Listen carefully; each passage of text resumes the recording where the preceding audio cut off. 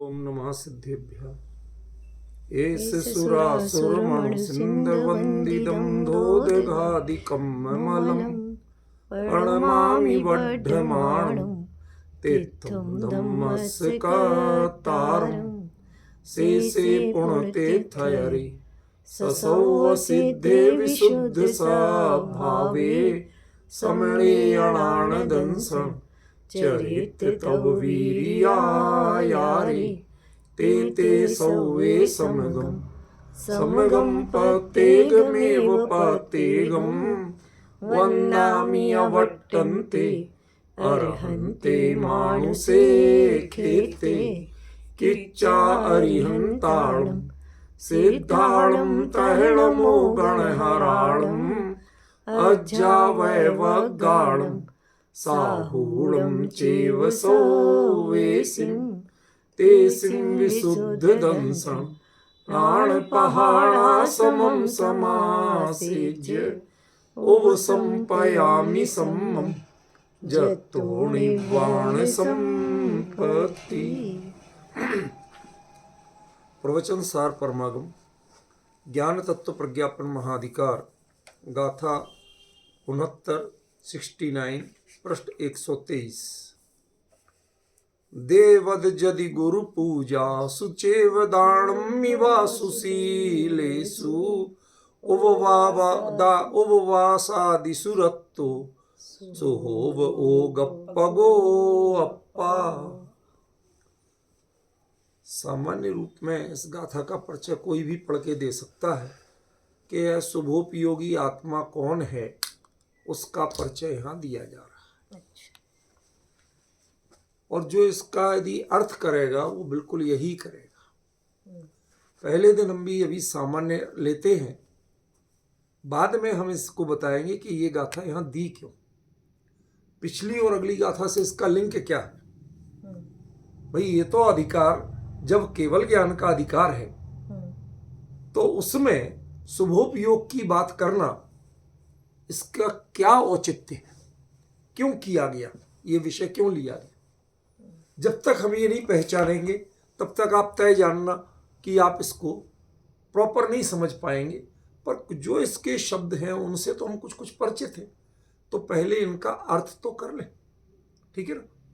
शब्दों से तो और ज़्यादा यूज टू हो जाए, ठीक है ना। उसके बाद में हम इस पर जो वास्तविक विषय है कि कैवल्य से इसका क्या लेना देना है, ठीक है ना, वो हम पहचानने की कोशिश करें। इसीलिए हम अभी इसकी उत्थानिका नहीं ले रहे हैं, जो हम हर बार बनाते हैं वो हम जब मूल विषय क्लियर होने लगेगा शब्दार्थ से उसके बाद बोले।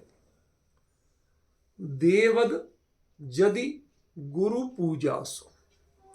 अब देखिए यहां पर शब्द दिया है देवद।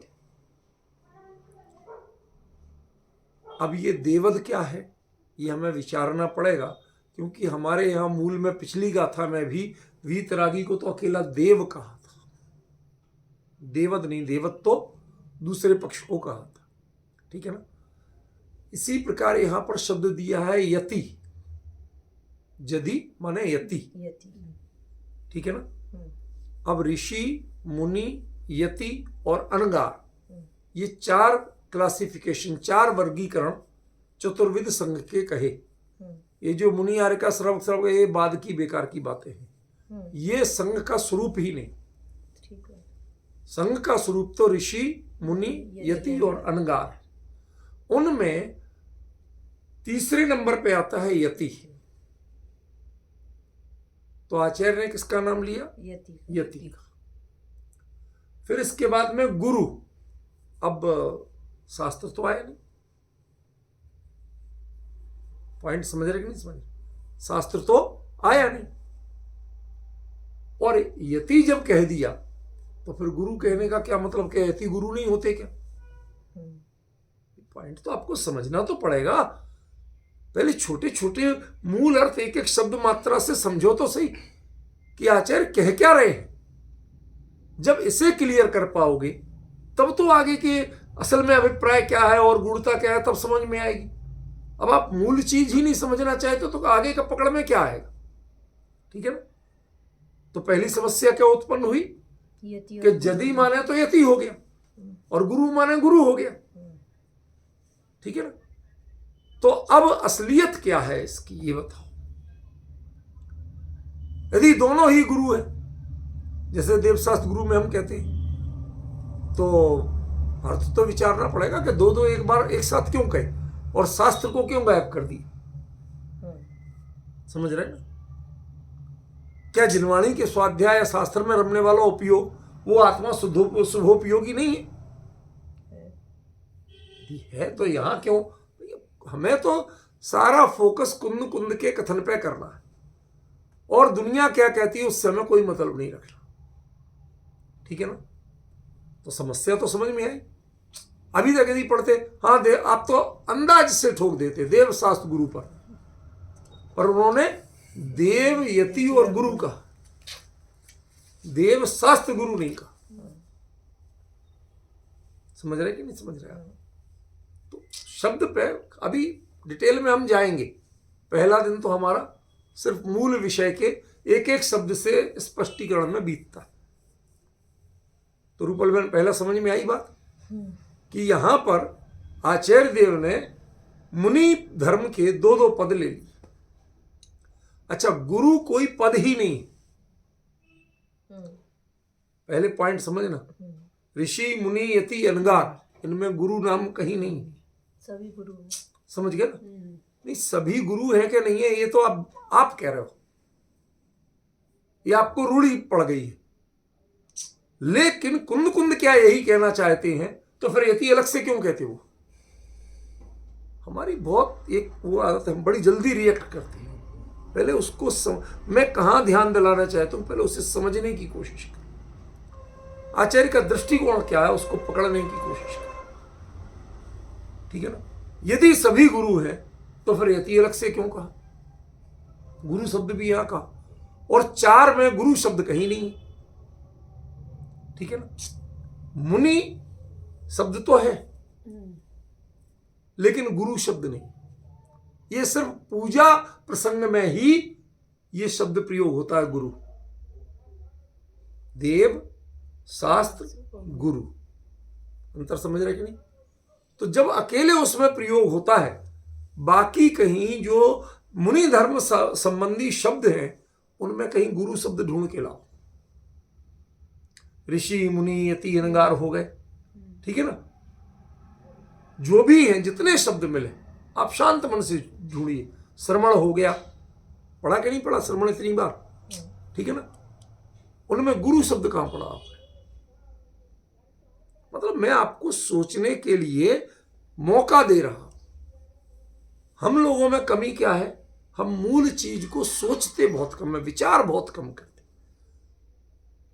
गुरुदेव ने हमें तत्व सिखाया, ये अनन्य उपकार है उनका, लेकिन तत्व की रुचि वो नहीं पढ़ पाई हमने। तो उनको बहुमान करना अकेला सीख लिया, उन शब्दों को दोहराना सीख लिया। अरे बहुमान समझ के होगा कि बिना समझे हो जाएगा? जो सांचा बहुमान है वो किसी चीज को समझने के बाद आएगा कि बिना ही समझे आ जाएगा? आज समझने में कौन, गुरुदेव के वचन सुन लिए बस हो गए। अरे भाई वो सब है, सही है, लेकिन सुन लिए तो किन्होंने? कर्णेंद्रिय में पहुंचा। तुम्हारे उपयोग में कितना चढ़ा, कितना समझा तुमने? समझ गया ना? ये जो गुरु शब्द है, अब खोल के बताता हूं आपको, ये शिष्य से जुड़ा हुआ है। गुरु शब्द किससे जुड़ा? शिष्य से। और शिष्य किसको कहते हैं? शिष्य को ही सिख कहते हैं प्राकृत में। शिष्य का सिख, सीख और सिख, ये तीनों रूप बनेंगे। और सीखना ये प्रैक्टिकली होता है या थ्योरिकली होता है? प्रैक्टिकल होता है ना?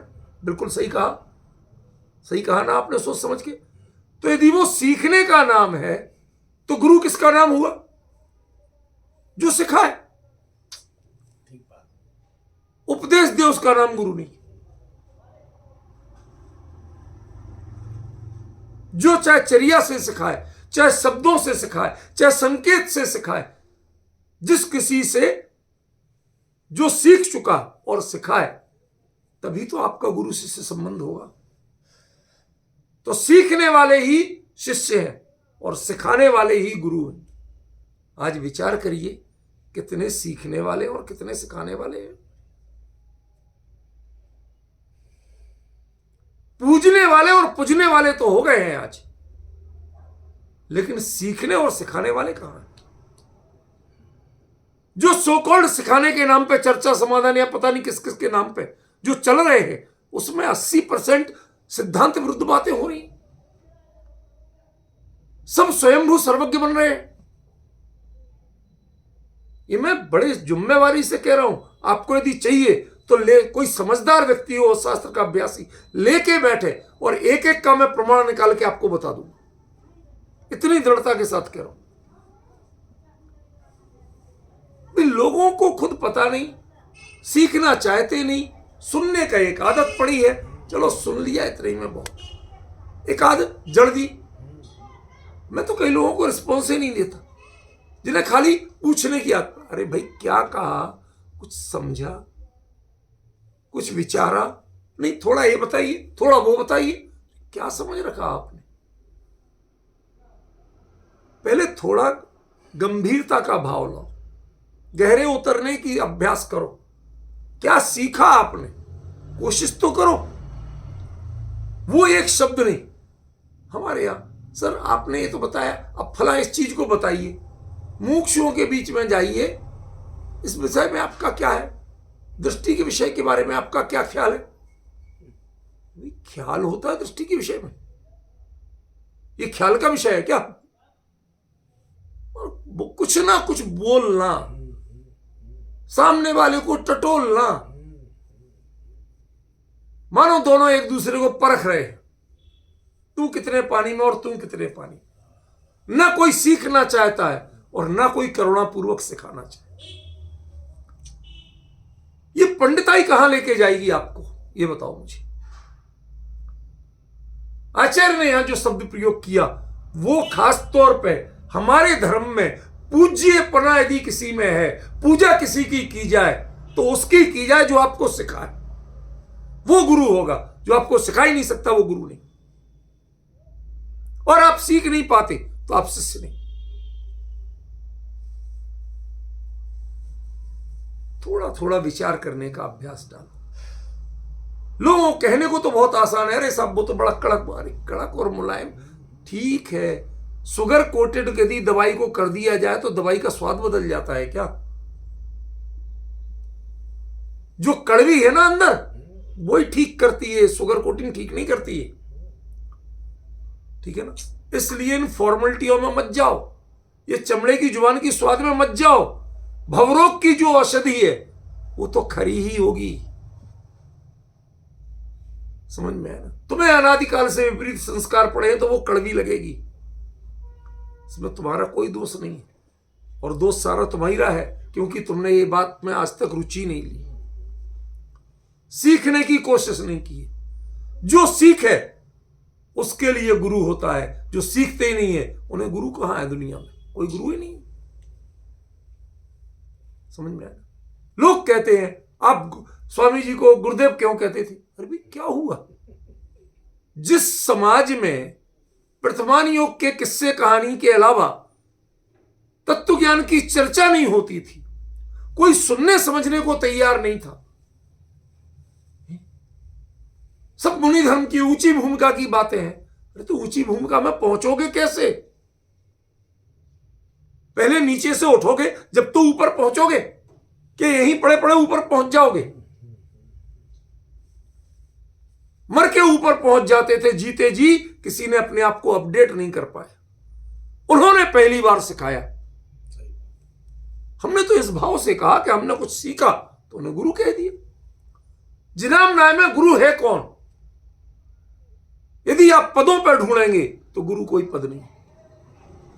आप बताओ कहीं आचार्य, उपाध्याय, साधु ये मिलते हैं, इनमें कोई गुरु नहीं है नाम? आप कहते हो, मानते हो, कॉमन, ये आपकी सोच है। मैं नहीं मानता कि गुरु शब्द इनका पर्यायवाची।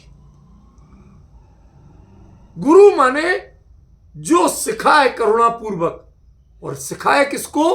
कि जो सीखना चाहता है उसको। फालतू लोगों के बीच में पंडिताई नहीं बता। दुनिया भर के प्रश्न पूछे जाते, दुनिया भर के उत्तर दिए जाते, कौन सुन रहा, कौन सीख रहा? बस तालियां बज गई, हो गया काम। ये विडंबना है। आप लोग थोड़े से भले ही हो, लेकिन आपको इसकी यदि रुचि है तो इनकी गंभीरता को समझो। अनगार सबसे ऊंचा होता है, उसके बाद यति, फिर उसके बाद ऋषि, फिर वो नहीं मुनि, फिर यति, वो ऋषि मुनि यति और अनगार। ये क्रम है। अनगार माने घर छोड़ दिया वो अनगार नहीं है। हमें हर चीज को समझना पड़ेगा।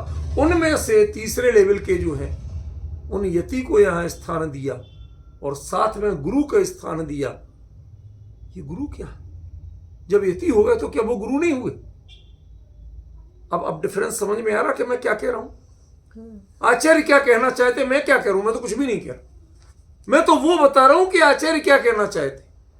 आपने आज तक देव शास्त्र गुरु सुना। दरअसल ये शास्त्र के प्रतिछंद स्थानीय है। शास्ते, जो आपको अनुशासित करे, सिखाए। शास्ते इति शास्ता गुरु, शास्त्रीय गुरु। इसलिए खरे खर तो वो शास्त्र गुरु है, जो एनी टाइम आपको सिखाने को तैयार है और जिनसे आप कभी भी आधी रात को भी सीख सकते हो। मुनिराज तो रात को बोलते नहीं कि बोलते। अब डिफरेंस समझ में आ रहा?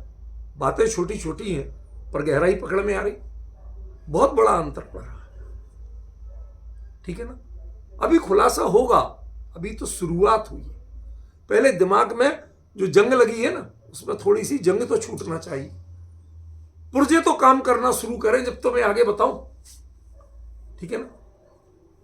और ये शब्द ध्यान रखना, पूजा, ये तीनों पूजा के योग्य हैं।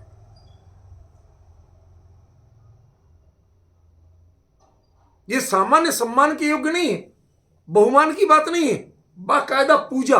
पूजा श्रावक का अनिवार्य अंग है, श्रावक धर्म का। बहुमान और सम्मान ये अनिवार्य अंग नहीं है, ये आपका लौकिक शिष्टाचार है। बहुत सी चीजें आएंगी आज, बहुत सी परतें उधड़ेंगी आपकी। शांत भाव से सुनो, गौर तो करो कम से कम कि क्या कह रहा हूं। समझ में आया पवन जी क्या कहा? पूजा ही श्रावक धर्म का अंग है, सट आवश्यक में। सम्मान बहुमत ये उसका अंग नहीं है। आपको करने को नहीं कहा गया। देव पूजा, गुरु पास्ती, स्वाध्याय, तो उसमें अकेली देव पूजा ही क्यों कही? यहां तो तीन तीन की पूजा बता रहे। अरे वो प्रतीकात्मक है, नट सेल में है, संक्षिप्त रूप में है। वो देव माने देव आदि, और आदि में क्या आएगा? देव गुरु शास्त्र। देव गुरु शास्त्र एक्चुअली वही। लेकिन आचार्य ने यहां जिस तरह से प्रयोग किया, तो उसमें पहले समझ लेना कि पूजा के योग्य कौन, अन्य कोई पूजा के योग्य नहीं। अब इनमें बताओ कि कौन इस फ्रेम में फिट होता है, किसकी फोटो इस फ्रेम में आती है। जिसकी फोटो ही नहीं आती इस फ्रेम में, उसकी बात करना बेकार है। क्या बात करें, कुछ भी नहीं, ठीक है ना? समझ में आ रहा है? दूसरा, दाड़म्मी। पहला काम देवयति गुरु पूजा, दूसरा काम दाड़म्मी, दान। दान कौन देगा? जिसके पल्ले में कुछ होगा वो देगा, कि जिसके पल्ले में कुछ नहीं होगा वो देगा? इसीलिए आज पैसे वाले दान देते हैं। हमारे पवन जी कहते हम तो दान दे ही नहीं पाते। अरे भले आदमी, 4 प्रकार के दान में पैसा है कहां? औषधि दान, ज्ञान दान, अभय दान, आहार दान, इनमें पैसा है कहां? समझ गए? अब ये बताओ कि आहार की विधि का ज्ञान किसको है? ये जल्दीबाजी करते हो, सब्र करो थोड़ा सा। विधि का ज्ञान किसको होगा? जिसको नॉलेज होगी शास्त्र की। समझ गए? आहार की विधि के पात्र का जानकार कौन होगा? कौन पहचान पाएगा? कि जिसको उतनी समझ होगी। तो दान कौन करेगा? समझदार या पैसे वाला? बताओ। ज्ञान दान तो करेगी, और जीव दया, अभय दान, वो भी बिना समझ के कर पाएगा कोई? आज तो लोगों को यही पता नहीं। आराम से मैं बिहार होके कई बार मैं मन में गिल्टी होता, ईमानदार की बात बता रहा हूँ रुपल में, मैं कोई दिखावा नहीं करता, मेरे से होता ही नहीं है, इतनी तो मेरे में अभिनय क्षमता है ही नहीं। ये तो अभिनय क्षमता वाले दिखावा कर सकते, मैं कहां से करूं? मैं एक्टर हूं ही नहीं। मैं रास्ते में कभी जाता हूं और ऐसी सर्दी में भी निर्ग्रंथ मुद्रा में बाहरी, उसमें जब पैदल विहार कर रहे होते हैं या कुछ बात होती है, सर्दी गर्मी में कभी भी मिल जाते हैं आते जाते, तो लोग कहते भाई आप गाड़ी साइड में रोको, बाकायदा उनको नमोस्तु करो, वंदना करो। तो अच्छा है, अपने श्रावकों का कार्य है, कम से कम मुद्रा को तो नमस्कार करो।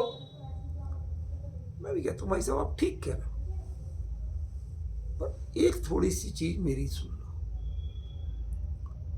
कि जिन्हें हम गौर से देखते हैं, आप चले जा रहे हैं, आपको कभी पता चला कि जब मिट्टी का रंग बदलने लगा तो उसके बाद आपने उपकरणों को और शरीर को पिच्छी से झाड़ा? नहीं दिखते हैं। बातें करते हुए चलते हैं, बातें सुनते हुए चलते हैं। ये फला की फैक्ट्री आई, महाराज जी वो उधर पे हमारा, ये बातें उधर पे नजरें होती हैं, जबकि आपकी चलते हुए नजर सिर्फ 3.5 हाथ के अलावा कहीं नहीं होना चाहिए, 45 डिग्री से आगे नहीं जाना चाहिए। अब जब वो दिखते ही नहीं है कि जो धर्म आपका है, जो अभयदान आपका परम कर्तव्य है, जो प्रति समय आपको करना है, वो ईरिया समिति में अभयदान नहीं दिखता, आदान निक्षेपण में अभयदान नहीं दिखता। हमारे यहां तो कहा गया धनी साधु शास्त्र अभय दे भैया। अब क्या उत्तर है बताइए जरा, कौन देगा दान? या सारे दान पैसे वाले दे रहे? क्यों? बच्चों को बुक्स बांट दी, ज्ञान दान हो गया। कहिए किसने समझाया तुम्हें? ये किसने पढ़ाया? जरा विचार तो करो, ठीक है ना? जिससे तुम्हें स्वयं विधि का ज्ञान नहीं। आदिनाथ 7 महीने 3 दिन तक निराहार, 6 महीने का तो उपवास लिया था, 7 महीने 3 दिन तक निराहार क्यों रहे थे ये बताओ? क्योंकि लोग ऐसा नहीं देना नहीं चाहते थे, बहुत कुछ देने को तैयार थे, खीर हलवा मोहन भोग सब देने को तैयार थे। समझ रहे? अनाड़ी लोग तो लड़कियां तक देने को तैयार थे। पुरानी परंपरा थी कि कोई को बड़े हम अपनी बच्ची दे रहे हैं, कर रहे हैं, पता नहीं क्या क्या, रत्नों के थाल भर के देने को तैयार थे। क्यों? ये बताओ, देने वालों का अभाव था कि देने की विधि जानने वालों का अभाव था? उनका यदि आहार नहीं हुआ, उनसे आपने प्रेरणा ली कि जो विधि ही नहीं जानते हैं, जो मुनि धर्म में आहार की विधि नहीं जानते हैं, उसके आहार की मर्यादा नहीं जानते, उनसे आहार लिया नहीं जाता। वो दान के पात्र नहीं है, वो दान दाता नहीं बन सकते, और आप लेने वाले नहीं बन सकते। जिन्हें लेने की विधि पता नहीं, देने की विधि पता नहीं, वो दोनों दान के पात्र, कोई दाता बन रहा, कोई पात्र बन रहा, मखौल बना रखा है। जिन ग्रस्त ब्रश्रेष्ठ रस स्वशरीर संस्कार त्यागा पंच, ये ब्रह्मचर्य व्रत की भावनाओं में आता कि नहीं आता? ठीक है ना। जिनकी बाकायदा जुल्फें और फ्रेंच कट दाढ़ियां होती हैं, उनके लिए आप क्या कहते हो कि आप स्वशरीर संस्कार नहीं कर रहे, फैशन नहीं कर रहे? कैसे मान लें हम आपको? हम किसी की निंदा समीक्षा नहीं कर रहे हैं, हम ये बता रहे दान किसको कहते हैं। दान माने पैसे वाला बोलियां दे दिया, लोग मांगने खड़े हैं। हमारे मुनिराज कभी मांगने नहीं जाते हैं, वो अपनी गरिमा से जाते हैं। आप 10 बार मनाते हो, विधि पूर्वक पड़गाते हो, और उनकी विधि मिलती है तो आप पर उपकार करते हैं कि आहार ले लिया। आप उन पर उपकार नहीं करते हो कि हमने महाराज जी को चौका लगा दिया। समझ में आया? रूपल बहन, कल एक जगह गया, मैं जीवन में पहली बार गया, जबकि हमारे गांव के बिल्कुल पास में थी, लेकिन वहां की अप्रोच बड़ी कठिन थी, तो पहले जा नहीं पाया, कोई योग नहीं बना। कल गया, बिल्कुल जंगल, घने जंगल में एक क्षेत्र है अपना चांदपुर जहाजपुर करके, वहां एक ही मंदिर और बाकी आसपास पूरा परिसर है। पुरातत्व विभाग के संरक्षण में भी है, कहने को बोर्ड लगे हैं, बस इतना ही। वहां एक भव्य, काफी बड़ी, करीब 18-20 फीट की होगी, 21 फीट की, इतनी बड़ी शांतिनाथ भगवान की मूर्ति है। बहुत ही भव्य, देख के आप मतलब मंत्र मुग्ध हो जाओ, खुले जंगल में। तो भाई ने बताया कि वहां पर आचार्य मुनि निर्वाण सागर जी वो सुनसान जंगलों में चुपचाप बैठ के करते थे। कोई आ गया, जिसको हुआ भाव आहार के, हो गई तो हो गई, तो कोई पता नहीं। तो मेरे माताजी पिताजी कभी कभी जाते थे, यहां से सामान लो, कितना तो चलना भी पड़ता था, किस किस तरह पहुंचते थे वहां। फिर चौका लगाया उनने, किया। क्यों? क्योंकि वो समय सारी महाराज कहलाते थे, सोनगढ़ी महाराज कहलाते थे। आपको विश्वास नहीं, 107 साल की आयु में उन्होंने देह पूरी की, उस समय तक कभी चश्मे का प्रयोग नहीं किया, और दिन में कभी महाराज जी लेटना तो दूर प्रमाद नहीं किया, किसी संसारी से चर्चा नहीं की। आत्मानुभव की विधि पूछो, गायक भगवान आत्मा की बात करो, सो तो बैठो, वरना बात नहीं करना।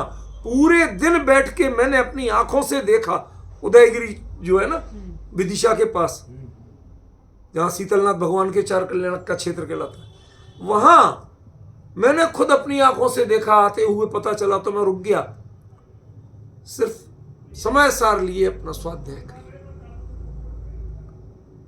उस समय वो 104 साल से अधिक की आयु में थे, तब भी पूरे दिन बैठे, तख्ते पे बैठे स्वाध्याय कर रहे। कौन जाएगा? जिससे वो विधियां पता है वो दे पाएंगे आहार, और वो अपनी, उसके बाद भी अपनी विधि से ही लेते थे, उसके बिना नहीं लेते थे। मैं किसी को सर्टिफिकेट नहीं दे रहा कौन सही थे कोई गलत थे, क्या नहीं था, कुछ नहीं कह रहा, लेकिन कम से कम बाहर के प्रक्रिया में, प्रयोग में आप उंगली नहीं उठा सकते। समझ गए? इसका रहस्य तो आपको समझना पड़ेगा। सामान्य पात्रता तो विकसित करना पड़ेगी। आपने जो पैसे वाले को दान दाता मान लिया और पैसे देने को दान विधि मान लिया, ये बहुत बड़ा अनर्थ हुआ हमारे साथ। ये धर्म के साथ बहुत बड़ा अनर्थ हुआ। पैसे वाले दान दाता बन गए, पैसा दान का द्रव्य बन गया, जिसका कोई लेना ही देना नहीं है दान से।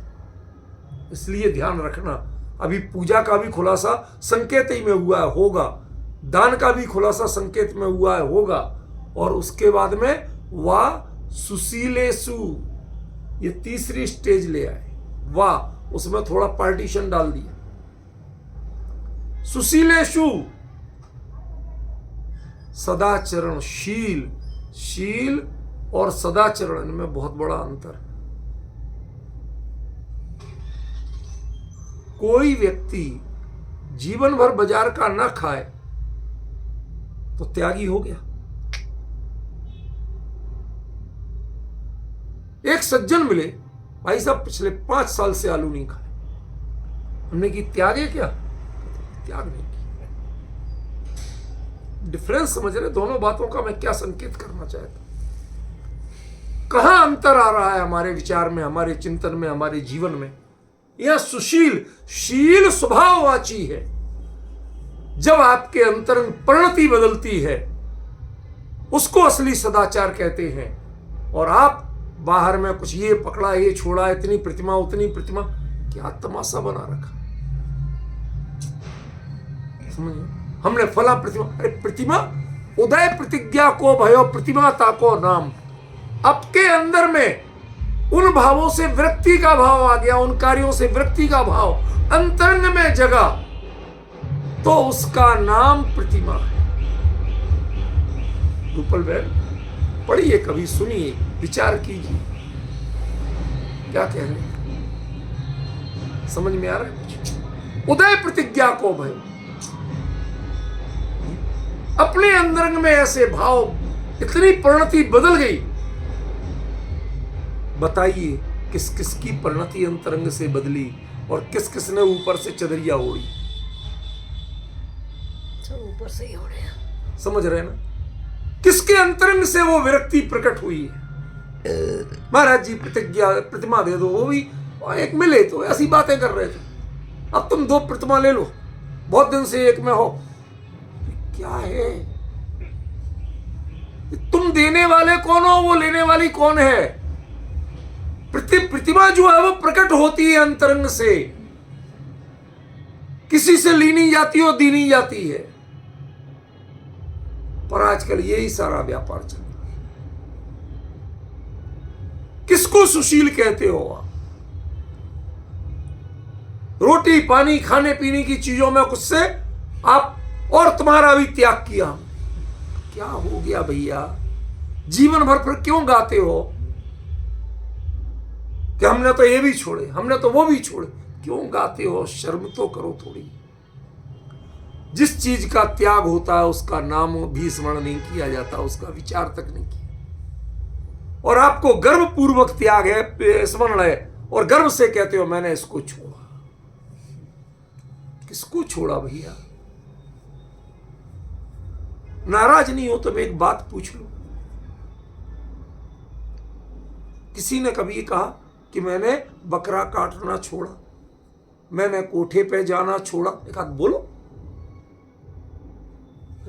उनका आपको विकल्प नहीं आता है कायदे से, तो वो आपका सुशील है। जिसका भाव तक अंदर में कोई कहे तो जीव मिथलाने को होता है, आप तो गर्व से बताते हो कि मैंने फला चीज छोड़ी। समझ में? आपको सुशील की अर्थ ही नहीं पता। पर वस्तु के त्याग का नाम आप, अरे तुमने पकड़ा कब था जो छोड़ा?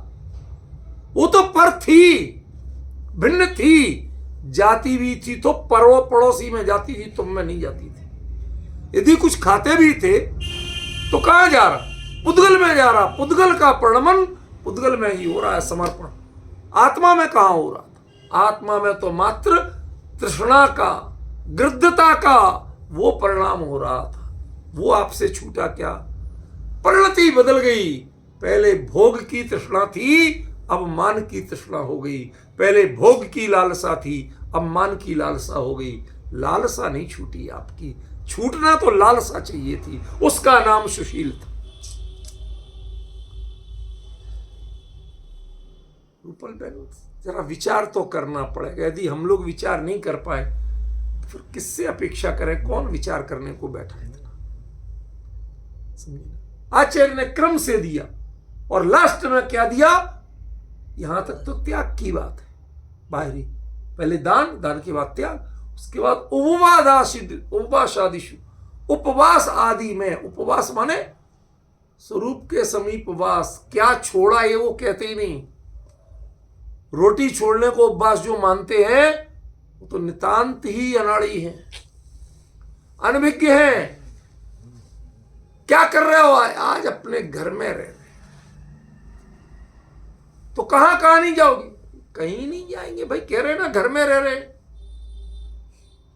जब कह दिया घर में ही हूं, फिर कहां कहां नहीं हो ये बताना पड़ेगा कि मैं कनॉट प्लेस नहीं हूं, मैं ऑफिस में नहीं हूं, मैं सब्जी मार्केट में नहीं हूं, मैं थिएटर में नहीं हूं, कहना पड़ेगा।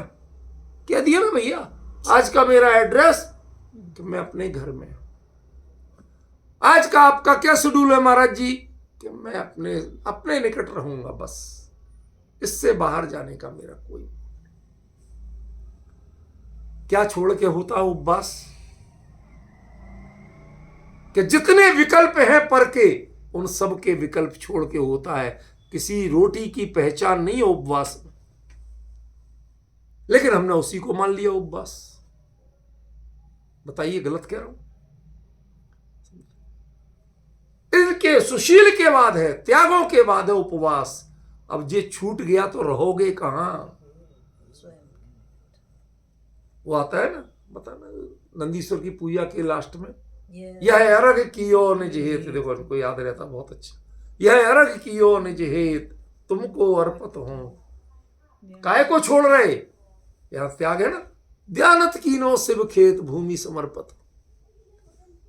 अब मोक्ष में रहना भाई साहब, यहां रहना ही नहीं है, क्या करेंगे फिर इसका परिग्रह लाद लाद के त्याग करता।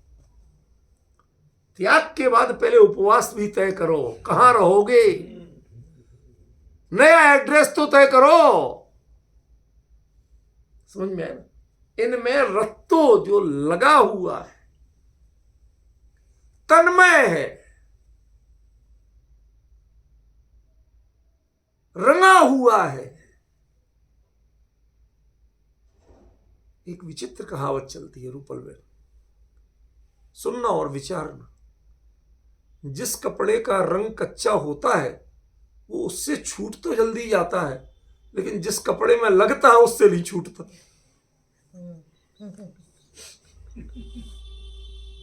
बात समझ में?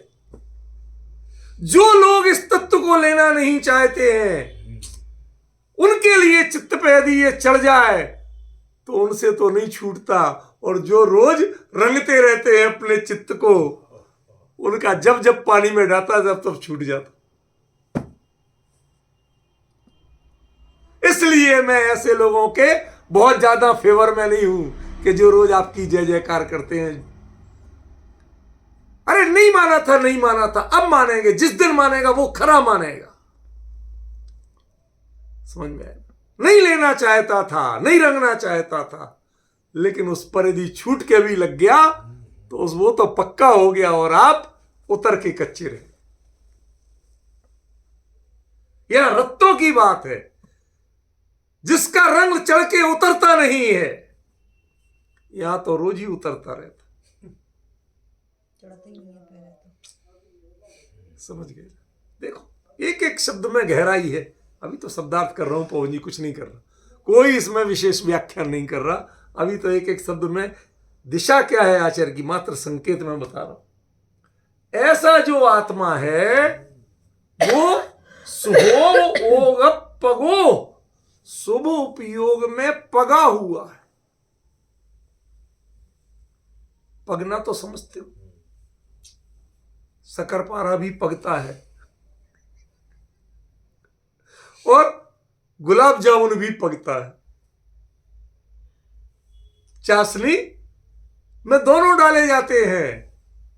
एक्सेप्ट कौन करता है और बाहर बाहर कौन चुपड़ता है, इस पे अंतर।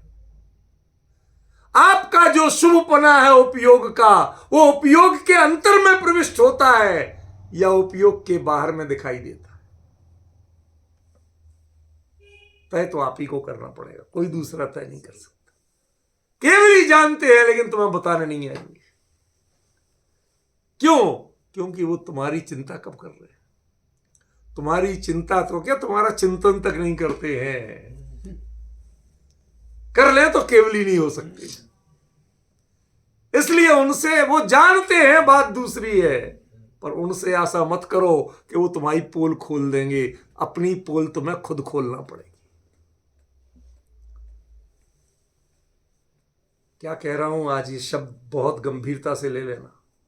अपनी पोल खुद खोलना पड़ेगी। अपने अंतर में झांक के अपनी कमजोरियों को खुद पहचानना पड़ेगा कि तुम कितने पगे हो और कितने नहीं पगे हो। ये जो चुपड़ा हुआ है वो कब चुपड़ता है, ऊपर ऊपर चिपकता कब है, कि जब वो सूखने को तैयार होता है। मेरे शब्दों पे थोड़ा गौर करो, मैं किस दिशा में जा रहा हूं उस पर गौर करो। जब चाशनी खुद सूखने को तैयार है, उसका रस समाप्त हो रहा है, तब वो मात्र ऊपर चिपकता है। दिन कितने घड़ी चढ़ा, उतना उतना आपका जो शुभोपयोग है वो गाढ़ा होके उसमें से रस सूखने लगता है, फिर तिलक के रूप में लगा रह जाता है। भाई सब सुबह प्रक्षालन करके आते, देखो तिलक लगा।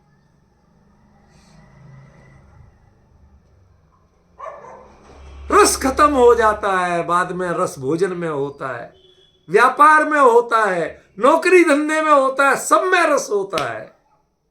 रस तो समझते हो, इंटरेस्ट को भी, रुचि को, परिणति को भी रस कहते हैं, और जो तरल पदार्थ है उसको भी रस कहते हैं। वो चाशनी गाढ़ी हो जाएगी तो भी ऊपर ही ऊपर चिपकेगी और आप कठोर हो जाओगे। आपके अंदर प्रवेश करने का कोई छिद्र ही नहीं बचेगा। देखो दोनों जगह कमी है, समझिए कौन कौन। एक तो चाशनी का रस कम हो गया, दूसरा आपने उनके लिए प्रवेश की जगह नहीं छोड़ी। आपका हृदय सूखा हुआ है। आप यदि अंतरंग प्रणति सूख जाएगी तो धर्म ध्यान शकर पारे की तरह चिपक के रह जाएगा। कभी तिलक में दिखेगा, कभी वस्त्र में दिखेगा, कभी अन्य साधनों में दिखेगा, लेकिन अंतरंग प्रणति में नहीं मिलेगा।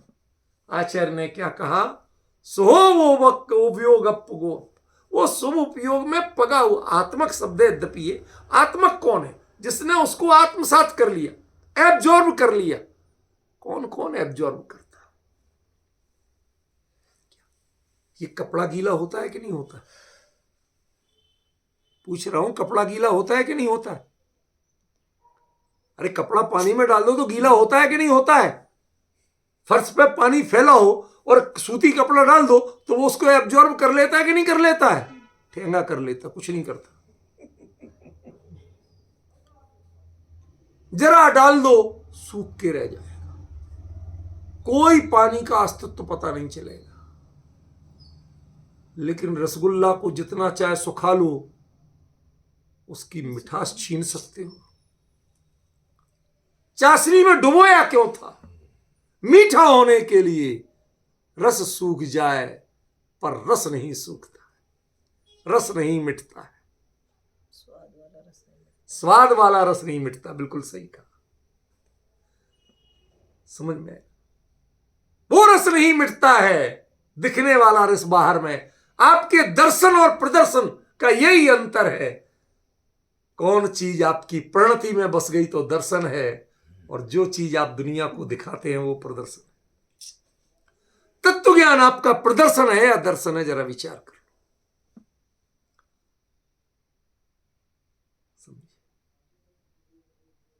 यदि आपका शील भी और तत्व की चर्चा भी यदि लोक के लिए है, लोक जाने मुझे इतना है, तो माफ करना, आप बहुत अच्छे अभिनेता हो, आप धर्मात्मा नहीं।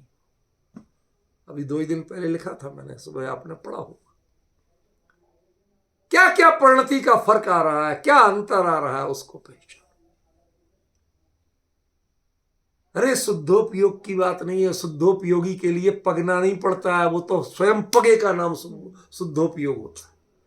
उसमें तो एक ही चीज होती है, केवल चाशनी चाशनी रह जाती है, उसमें तो आटा मैदा और ये मावा सब गायब हो जाता है। दो पना नहीं रहता, द्वैत नहीं रहता। अनुभव मुप्याते भाति ना द्वैत में वो, जहां ज्ञान ज्ञाता गे को ना उद्योत अनुभव, वो तो चीज ही अलग है। यहां तो स्वोपयोगी को भी इतना होना जरूरी है। यदि वो खुद पगा नहीं है, चुपड़ा हुआ है, तो आचार्य कहते हैं कि तुम शुभोपयोगी भी नहीं है भैया, और शुभोपयोगी हुए बिना अनुभव का पुरुषार्थ, सम्यक दर्शन का पुरुषार्थ होता नहीं।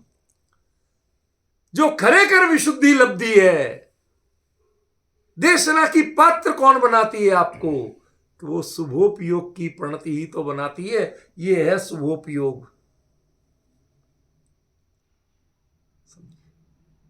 अभी एक एक शब्द में बहुत गहरा उतरना पड़ेगा, उनसे परिचित होना पड़ेगा। जितनी गहराई में परिचित होगे, जो ये प्रश्न है ना कि ये तो केवल ज्ञान का अधिकार है, इसमें कहां ले आए शुभोपयोग, अपने आप उत्तर मिल जाएगा।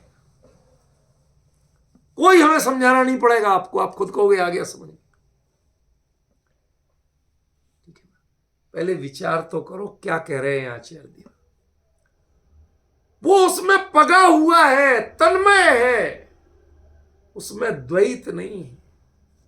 उस रस में ये अपनी परिणति यद्यपि छद्मस्त भूमिका की है, स्वरूप से बाहर की है, लेकिन उस परिणति के एक एक स्वर में शुद्धोपयोग और ज्ञायक बसा हुआ है। उसमें कभी दूसरा कुछ बसता नहीं है। कभी किसी को दूसरी नजर से देख लें तो क्षमा मांगने का भाव आता। ऊपर बहन गुरुदेव कहते थे ना, किसी को पर्याय दृष्टि से देखा हो तो मुझे क्षमा कर। आपको लगता था वो ऐसे हैं, वो वैसे हैं, उनकी अंतरंग प्रणति क्या थी, ये तो जो निकट में रहे वो जानते हैं, कोई और दूसरा पहचान नहीं सकता। समझ में आ रहा? थोड़ा हमारे प्राचीन आचार्यों के पास चलना पड़ेगा। उन्होंने शुभोपयोग की परिभाषा भी क्या दी है, और शुभोपयोग में पगने की परिभाषा क्या दी है, ये भी समझना पड़ेगा। जो रत्तो नहीं समझेगा वो पगो नहीं समझेगा।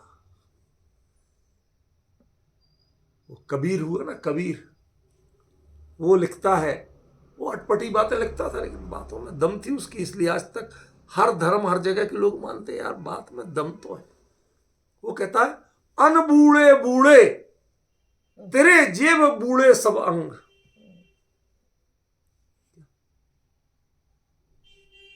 मैं बपुरा बूढ़न डरा रहा किनारे बैठ।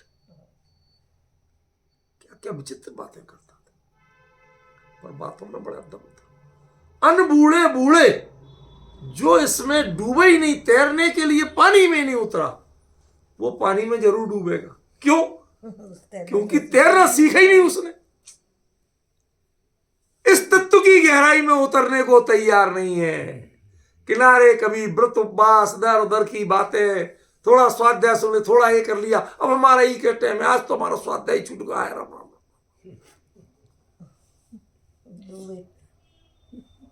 ये सब डूबने वाले, तुम सुन के भी कौन सा तर जाओ।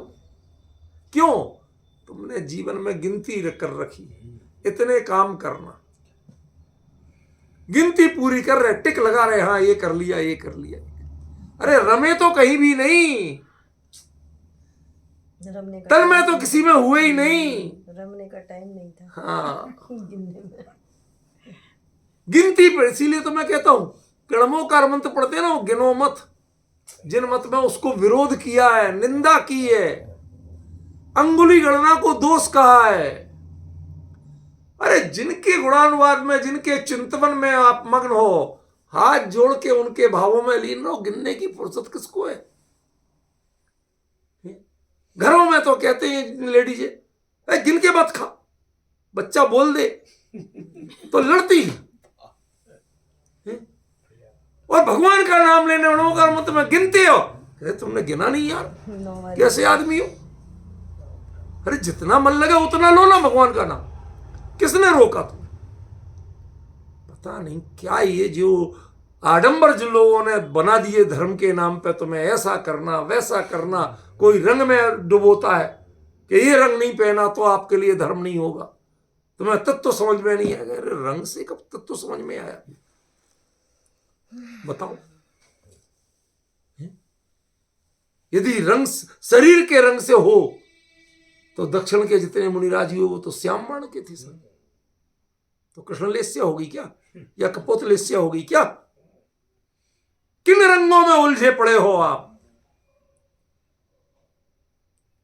पीले वर्ण में तो बहुत कुछ होता है, समझ में आया ना?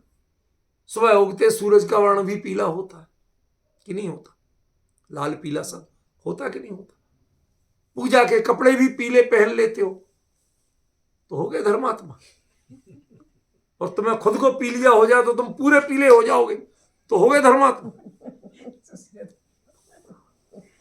कहां से कहां पहुंच गए तुम? इनसे बचो थोड़े, समझो थोड़ा। आचार्य क्या कह रहे हैं? जब तक रत्तो नहीं होगे तब तक पगो नहीं होगे। पहले डूबना सीखो। वो रसगुल्ला जितना डूबने के बाद उतरता है तो वो ग्रहण करने योग्य होता है, और जो खाली ऊपर ऊपर यदि चुपड़ दो और रख दो, तो इन लोगों के यहाँ वो राजस्थान में बाटी जो है, आजकल लोग क्या करते हैं, भाई साहब घी लगाया और रख दी, भर नहीं पाए। ये लोग कहते हैं जिसमें भरी नहीं वो बाटी काहे की? समझ गए? इतना घी डालो पहले बर्तन में, इतना बड़ा बर्तन कि जिसमें बाटियां जब जो सिक गई ना तो वो घी जितना चाहे पी जाए लेकिन डूबेंगी नहीं, तब भी तैरेंगी। जिनके अंतरंग से जल और जड़, ये दोनों पर्यायवाची होते हैं। संस्कृत में होता है डलियो और अभेदा। डा की जगह ला और ला की जगह डा का प्रयोग कर सकते हैं। जल को जड़ कहा जाता है, जल गीले पने को जड़ता कहा। जिसमें से जड़ता निकल गई, पानी का अंश खत्म हो गया, वो घी में भीग के भी डूबेगा नहीं। समझ गए? ये अंतरंग से जड़ता तो हटाओ, मोह का आकर्षण हटाओ, मान का आकर्षण हटाओ। दुनिया क्या कहेगी इसकी परवाह तुझे बहुत है। तेरी प्रणति क्या कहेगी, तेरा ईमान क्या कहेगा, इसकी परवाह तुझे नहीं। इससे बड़ी विडंबना और क्या हो? समझ रहे रूपल बहन क्या कह रहे हैं आचार्य? पहले रत्तो होना सीखो, तब पगों के अर्थ समझ में आएगा। जो डूबे ही नहीं है, एक एक रेशा को खोल दो, एक एक अविभाग प्रतिच्छेद को खोल दो। आओ समा जाओ मेरे अंदर, भीतर तक समा जाओ। सच बताओ, बड़े से बड़े विद्वान से पूछ लो, ये तत्व ज्ञान इसके नीचे कितना है?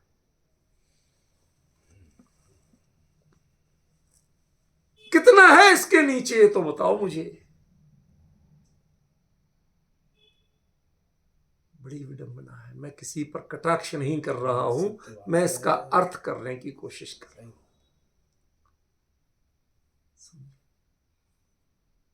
रत्तो उस रंग में ऐसा रंग गया कि अब छूटे भी नहीं रंग, और मेरा कभी छीण भी नहीं। कोई रेशा नहीं बचा। समझ गए? पता है रंग पक्का करने के लिए क्या करते? पता है कुछ? नमक के पानी में डालते।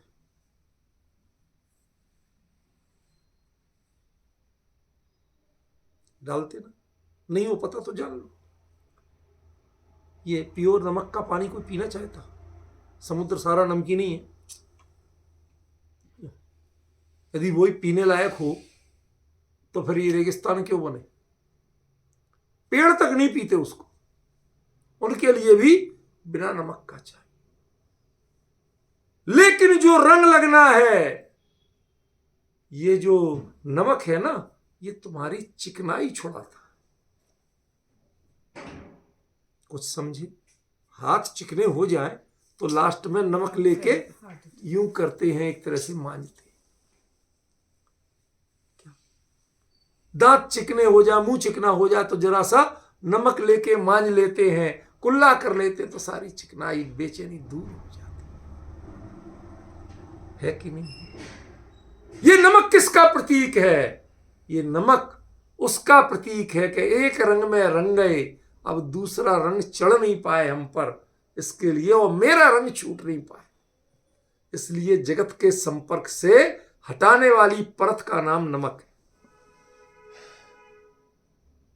अब जगत में भले ही रहे, लेकिन जगत मेरे अंदर नहीं आ पाए, और जो मेरे को चढ़ गया है वो छूट नहीं पाए।